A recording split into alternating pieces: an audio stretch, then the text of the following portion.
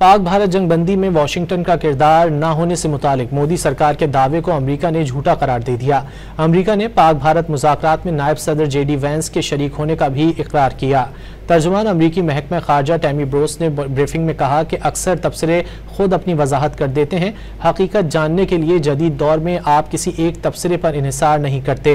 तर्जुमान का मजीद कहना था कि बाज़ लोगों की राय गलत होती है।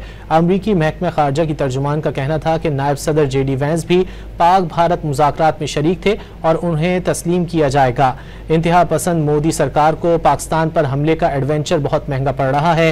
पहलगाम वाक़े के बाद पाकिस्तान के खिलाफ साजिशें करने वाली मोदी सरकार को पाक फौज के हाथों जिल्लत आमेज शिकस्त हुई। जंगी महाज के बाद आलमी बरादरी में और सिफारतकारी के मैदान में भी मोदी सरकार को बुरी तरह शिकस्तें हो रही हैं।